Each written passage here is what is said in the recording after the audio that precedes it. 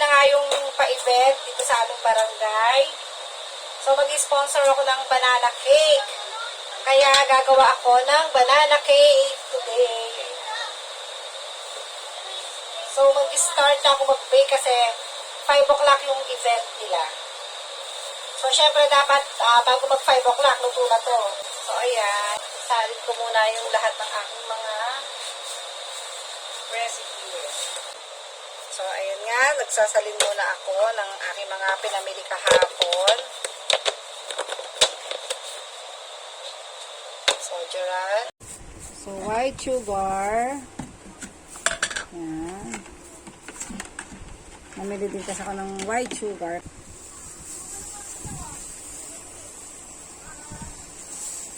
Hindi na siya maganda. Pangit na. Kaya hindi na ako bumibili ng naka-tray ngayon. Yung sakto na lang nagagamitin ko sa pagbe-bake ko, yun na lang yung aking binibili. Yan. Para hindi siya na-old stock ba. Ayan.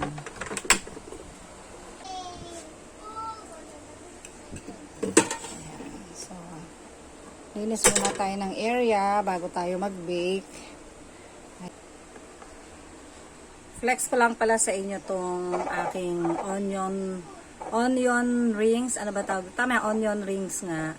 Ayan. So, binili lang namin siya sa palengke. Kinat ko siya. Tapos, naisipan ko lang na, sabi ko, try ko kayang ilagay sa water. Yung kanyang, baka sakaling tumubo. Alam nyo guys, so, ang taas na niya. Sobrang liit lang yan nung dati. Nandito lang yan. Ito lang yan. Kinat ko lang yan sa may taas lang ng konti ng goma.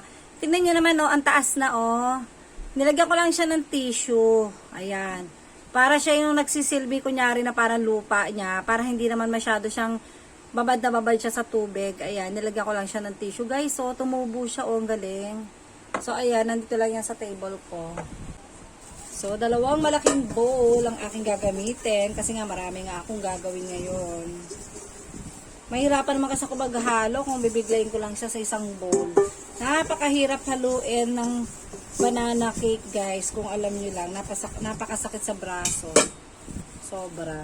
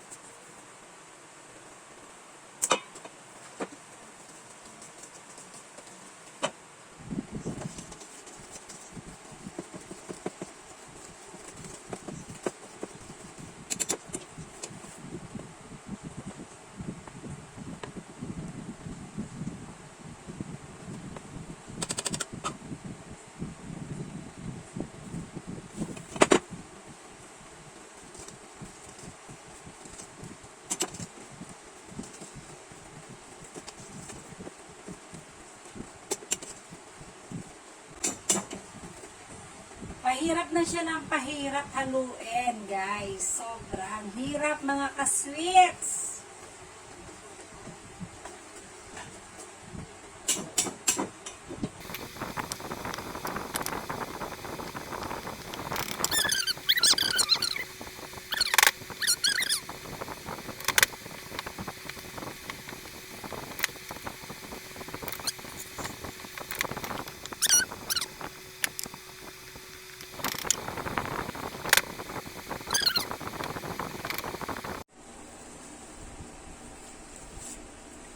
Saging, ayan. Yung bananas pala, nakaano na yan. Nakamash na yan, pinipreaser ko lang. Ayan. Mas okay kasi siya kapag ka na-stack siya sa freezer, mas nadadagdagan pa yung pagkahinog niya. So, mas lalo pang lumalambot yung banana cake natin. Ayun, yun yung secret mo. Para mas malambot ang banana cake. Ayan.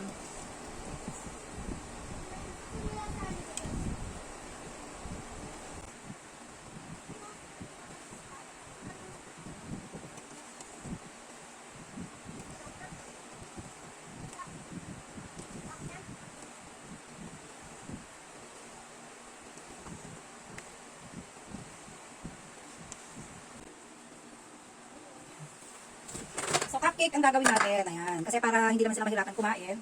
So, ika-cupcakes na natin siya.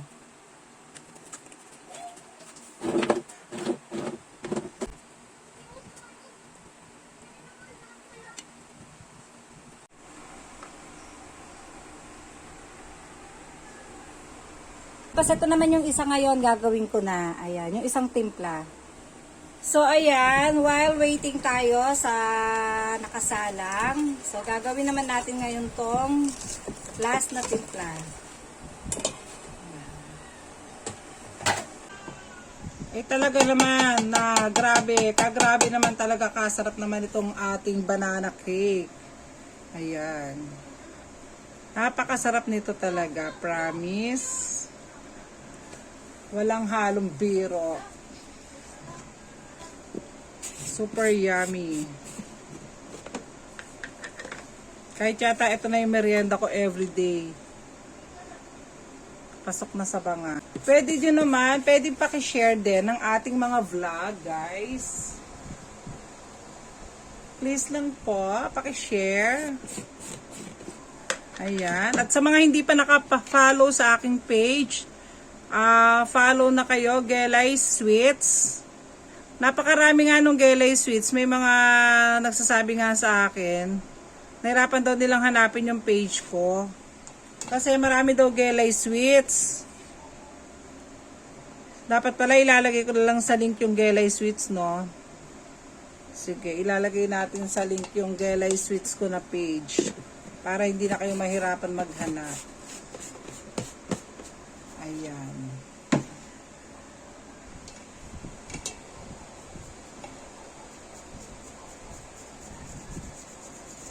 Sabak na naman tayo sa matinding haluan.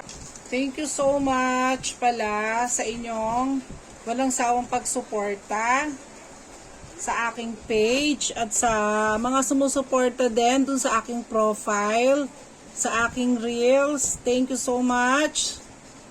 Thank you so much po sa inyong walang sawang pagsuporta. Ayan.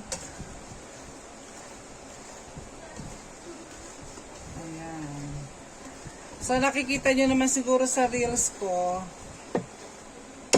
kung gaano tayo kabaliw, kaloko, diba? Ayan. Kung hindi nyo po, sa mga hindi nakakakilala sa akin, ako po ay hindi seryosong tao. Mukha lang akong seryosong tao. Siguro inisip ng mga kapitbahay ko dito, seryoso akong tao. Ilang years na kaming mag-asawa, pero marami pa rin hindi nakakakilala sa akin. At ganun din ako, marami din akong hindi kakilala. Nakakahiyaman pong sabihin. Marami pa talaga din akong hindi kakilala. Minsan nga, napagkakamalan akong suplada. Kasi nakasalubong ko daw, hindi ko man lang daw pinansin. Eh kasi hindi ko nga kakilala. Ayan, so pasensya na po, hindi po tayo suplada. Ayan. Talagang hindi ko lang po talaga din kakilala din. Kung makita ko man kung saan. Hindi ko po talaga kakilala, promise. Ayan, pasensya na po talaga. Hindi po ako suplada. Ayan, actually, komedyante po tayo. Ayan. Sa mga nakakakilala sa akin, kilala na nila ako kung gaano ako kabaliw. Ayan. Hindi po tayo seryosong tao. Bawal lang seryoso. Madaling nakakatanda ang seryoso at hindi hahaba ang ating buhay kung tayo ay laging seryoso sa buhay, okay? Makulit po talaga ako since bata pa. Ako ay pasaway na sa aming magkakapatid. Hindi naman pasaway, ako ay maloko lang. Madalas akong napapagalitan nun ng nanay ko kasi pinapayak ko yung mga kapatid ko. Inaasar ko sila. Ako po ay isang alaskador. Makikita nyo naman ngayon sa mga vlog namin yung aking asawa. Nai-stress din minsan sa akin. Kasi lagi ko siyang inaalaska, kinukulit. Ang aking pa namang asawa, minsan may pagkaseryoso din. Ayan. So pagkadating niya na dito, kinukulit ko na. Tapos sasabihin niya kaya ayoko dito ang kulit-kulit mo. Ginaganon niya ako. Ayan. So, yun lang naman. Sinishare ko lang naman. Pero minsan naman, natatawa sila sa akin. Yung aking mag-ama. Napapasaya ko rin naman sila. Hindi naman sila laging naiinis sa kakulitan ko. So, taong bahay lang ako. Hindi ako lumalabas. Ewan ko, ganun ako Mas gusto ko sa bahay lang. Bata pa lang ako, ganun na po talaga ako. Hindi ako palalabas ng bahay. Ayan, masaya na tayo sa bahay. Ayan, maganda na rin yung hindi naglalabas. Hindi ka nagkakasala kasi baka makasagap pa ako ng chismis. Magkasala pa ako, di ba? So okay na 'yan. Ganito na lang tayo sa bahay. Iwas tayo sa mga alam nyo na mahirap na. Kung sa bagay, alam nyo, ang chismis, wala yang sa loob, wala sa labas ng bahay. Kahit nga nasa loob ka lang ng bahay, may chismis ka chinichismis ka. Hindi maiiwasan, may mga ganun talagang tao. Pero, deadmahin na lang yung mga ganun tao, di ba? Doon sila masaya, hayaan na lang natin. Ika nga, kung saan ka masaya, doon ka. Ayan, alam niyo naman. Ako naman, di ko rin naman alam. Wala naman akong nababalitaan na... Ay, hindi pala. Meron din pala. May mga chismosa din na... Nachichismis din tayo sa... Wala bang kadahilanan na hindi natin alam kung anong kadahilanan.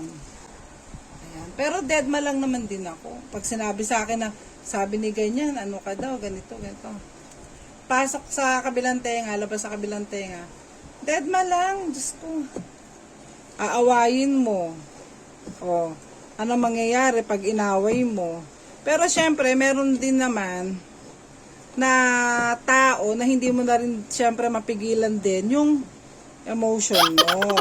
Mapipilitan ka na rin magalit kapag napoprovoke ka na talaga. 'Di ba? Yung talagang pinipilit ka na talagang lumaban. Yon, mapipilitan na talaga akong lumaban doon. Pero hanggat kaya kong titiisin ko, hindi ko papansinin. Pero kung kinakailangan na tayong lumaban, abay, laban tayo. Hindi naman tayo magpapaapi basta-basta, di ba? Pag sobra-sobra naman na yung ginagawa, laban na. Ganun lang yon. Pero kung kaya naman, ayan. Ganun lang naman. Hindi naman ako palaaway na tao. Kilala naman ako ng mga nakakakilala sa akin. Sa dami na rin naman ng trabaho na napasukan ko, wala naman ako nakakaaway. Actually, marami nga akong mga kaibigan na natutuwa nga sa akin, sa kakulitan ko nga. Ayan. So, ayan. Sa ika nga, hindi naman mapiplease lahat ng tao. Talagang meron talagang maiinis sa'yo nang hindi mo alam kung anong dahilan. Ganun talaga. Pero, okay na. Huwag nang pansinin yun as long as wala kang ginagawang masama, 'di ba, sa kanya. 'Di ba? Wala kang ginagawang masama, wala kang sinasabi tungkol sa kanya. Okay na yun. Magpag-pray na lang natin yung mga ganun tao. Ayan. Okay, wala akong pinapatamaan ha. Baka isipin nyo may pinapatamaan ako. Wala po. Nag-a-advise lang ako sa mga palapatol dyan sa ano. Huwag nyo basta-basta patulan. Diyos ko, walang mangyayari. Deadmahin na lang. Ayan. As long as masaya tayo sa buhay natin. Diba? Basta ako, kontento na ako kung anong meron ako. Masaya na ako kung anong meron ako. Hindi man ako mayaman, pero masaya naman ako, 'di ba? Ayun. Masaya ako dahil may talent ako sa baking, napakasaya ko, hindi kami magugutom talaga. 'Di ba? Oh. Hindi kami magugutom. Pag marunong ka talaga sa baking, hindi ka magugutom. Pag nagutom ka, ewan ko na lang sa'yo, tamad ka na lang talaga. Pag nagutom ka sa baking. Pag nagutom ka at marunong ka mag-bake, abay, tamad ka na lang talaga, ewan ko na lang. At napakadami ko na rin na i-chika sa inyo. Tama na, baka mabash na tayo. Sabihin kung ano pinagsasasabi ko. Baka tayo mabash, mahirap na guys. So yung aking asawa, ayun, busy na kasi sila yung organizer sa event. Ayan. Si Tobe, si Kagaw, ay hindi pala.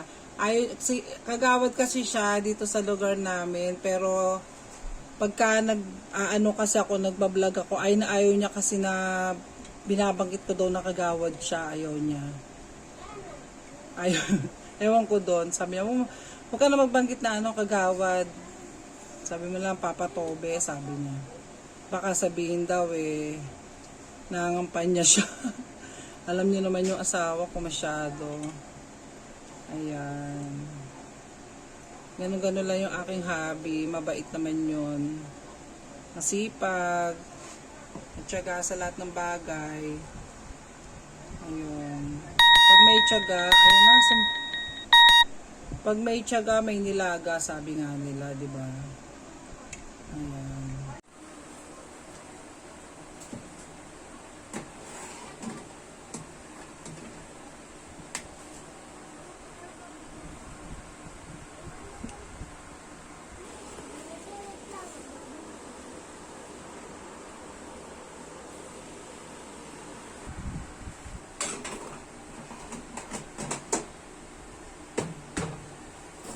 Ito nga mga ka-sweets, nagugutom ako. So, ito yung first batch ko na niluto. Ayan o. Super moist, super sarap. Tikman natin. Nagugutom na ako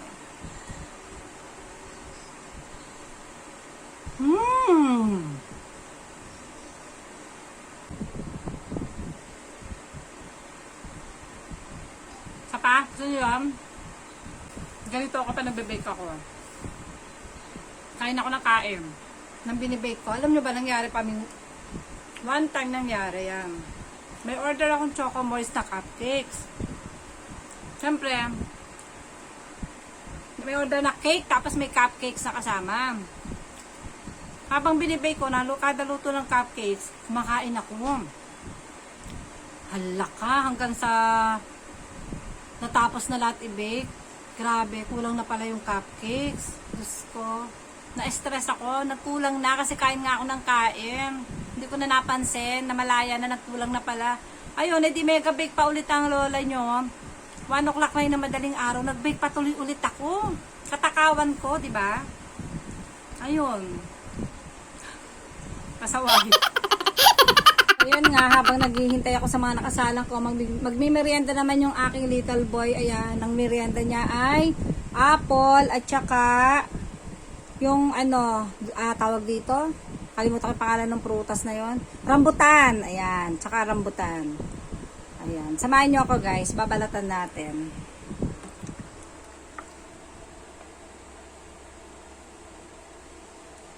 Ayan ang kanyang merienda. Kasi, hindi naman kasi siya mahilig sa mga tinatinapay. Ayaw niya. Kaya prutas or biscuit at yakult, yun lang ang merienda niya. Mga tinatinapay, ayaw niya talaga yun. Ayan. At hindi rin siya mahilig sa matatamis masyado. Pero yung candy, hindi niya talaga napipigilan. Makain siya ng candy. Pero may problema na kasi siya sa tonsils, sa lalamunan niya eh. Konting kaya niya lang talaga ng mga matatamis, nilalagyan talaga siya. Sensitive na sobra yung lalamunan niya kasi nung pinacheck up namin siya kasi sa PGH, sabi sa amin sa PGH, yung kanyang tonsillitis ay nasa grade 3 na. Ganun pala yun, no? Parang stage 3 pala ng grade 3. Yung kanyang yung kanyang tonsil. So pag hindi yan ingatan, mauwi talaga siya sa operasyon. Pwede siyang maoperahan kapag patuloy na umaatake yung kanyang lalamunan. Kaya sabi ko sa kanya, huwag siya masyadong kumain ng mga candy-candy na. Ayan, minsan kasi tumatakas din yun. Google ka na, nasa labasan, kumakain ng mga candy-candy. Nakagalitan ko. Sabi ko, siyang matigas ang ulo kasi ayaw niyang matanggalan talaga siya ng tonsil. Ayan.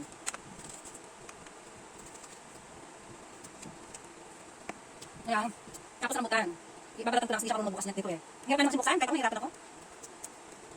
Nung baby siya, takot siya dito sa bukas na to. Kasi nakatakot ng balat, diba? Pero ngayon, sobrang favorite naman niya. Ayan. So, dun sa mga ganitong merienda. Mas gusto ko yung mga ganitong merienda kaysa sa mga tinatinapay. Ayan, ganyan lang ang merienda niya. Okay lang naman din sa akin kasi healthy naman to. Ayan.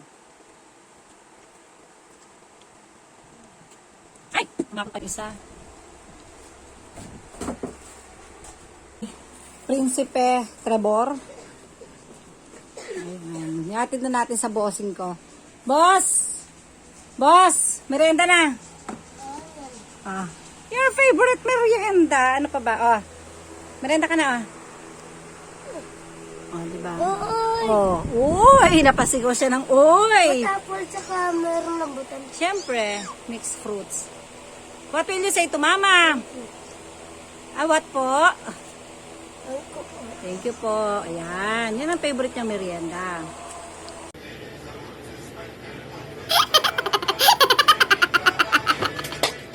Nga, nag-practice muna tayo ng sayaw habang hinintay ko yung mga binibake ko. Ayan, prepare na nga natin ang ating mga nalutong cupcakes.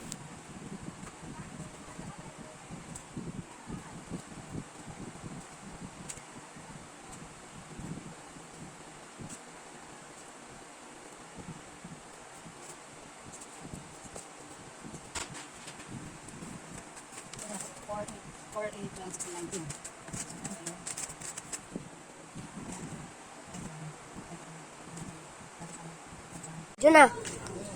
Yan, tara samahan nyo kay deliver ko na yung aking ginawang cupcakes. Ihatid ko na dito sa pa-event at aming barangay. So ayun, sabi ko sa anak ko, videohan niya ako. Pero bakit anino ko lang yata yung nakikita ko. Diyos ko, mariosap naman itong aking junakis. Ayan, so hindi na niya ako na maayos kasi habang naglalakad kami, nagdadaldal naman siya sa kanyang mga kalaro. Pasaway, di ba? Ayan guys, andito na nga tayo sa event. Ayan, hanggang dito na lang ang ating vlog mga kasits babush.